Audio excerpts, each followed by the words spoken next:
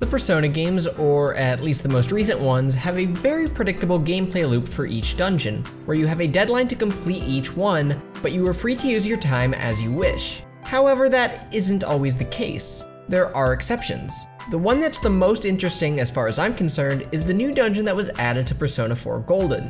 This section of the game forces you to think about and approach the gameplay in a different way. Perhaps you could say it changes your cognition. That was truly cringeworthy. Alright, let's just get into the video. Note that I am about to spoil some late game plot details, but you've already seen and clicked on the thumbnail, so I think you know what's up. After defeating Amano Sagiri and apprehending the true killer, the next day that the game grants player control is January 2nd, where they then can go around and say Happy New Year to all their friends. If the player visits the Velvet Room and previously maxed out Marie's social link, they find out that she's missing. They can then ask Margaret about her location, which after making some choices will lead to Margaret starting to search for Marie. The game then opens into the typical Persona 4 gameplay loop, but with one major change. While the player is able to enter the TV world, there are no new dungeons to explore. Because of this, you're given free reign to spend all of that time doing just the slice of life stuff, and not worry about balancing it with the dungeon gameplay. During this time, you get calls from Margaret where she says she's getting closer to finding Marie, but needs more time. In one of these conversations, she says the following: "It is most likely that her destination is not found in the realm of man. I believe it will be a true test of your persona powers." This signals to the player that something is up and that it's going to be unlike what you've experienced up until that point. Meaning you should make every effort to take this time to prepare for the coming challenge. Make every day count, even more so than you already do. When that time is over during the ski trip, you're pulled into the TV world by Margaret to a place that you've never been to before, which is an excellent nod to the thing that Teddy mentions early in the game about always going in through the same point. Here Margaret explains that Marie has gone to a place called the Hollow Forest, and that if the player doesn't act quickly, then she'll die.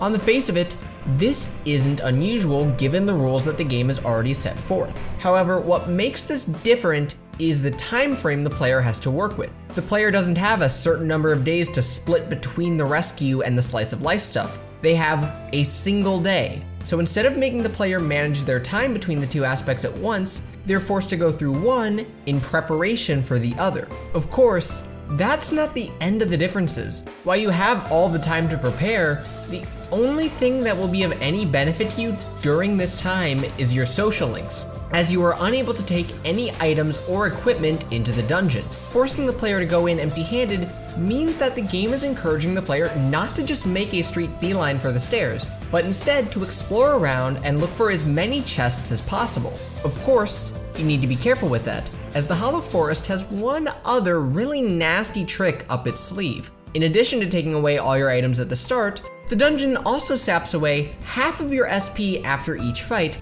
regardless of the result. This is fairly easy on the floors where shadows are visible, but in Hollow Forest, that is another thing that's changed, with the game having encounters occur randomly when you open gates on specific floors. This means that on those floors, you need to balance exploration with your resources, and maybe you might want to just head straight for the stairs to conserve your SP because there are bosses, and you are going to probably want to have some SP left over for those. Of course, you could always just warp out and use the fox, but that assumes you have money, which you probably do at this point in the game. You are one dungeon away from beating the game after this. Overall, the SP having is going to make your typical approach to combat be a lot more avoidance-based than it typically would be. It is in your best interest to stay out of combat unless you need a specific drop or persona from an enemy, but even then, it may not be worth it depending on the situation. The boss also features some fairly unique gimmicks as well, and compared to some of the other gimmicks, they're actually handled pretty well. The first half of the boss fight is pretty unremarkable, where you just have to knock out about 1/4 to 1/3 of her HP.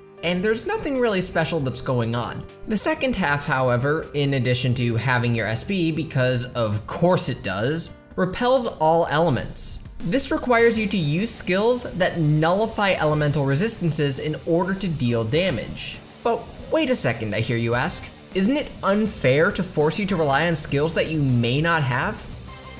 Yes, you would be correct. But luckily, the designers realized that too, and decided to have items that have the exact same nullifying effects be one of the things you can pick up in the dungeon. This gives you more incentive to explore around and make sure that you have a few of those items before you go into the boss fight. In terms of combat, this change means that you need to start off by using these items and then keep an eye on when they wear off. You can't just go in all guns blazing like you do in pretty much every other fight in the game, as that would lead to your pretty swift demise. The overall design of Persona 4 can make all of the dungeons feel kinda samey with their randomly generated layouts that don't really offer much in terms of variety. Hollow Forest is unique because it not only has new mechanics, but those mechanics force you to think about and approach gameplay differently.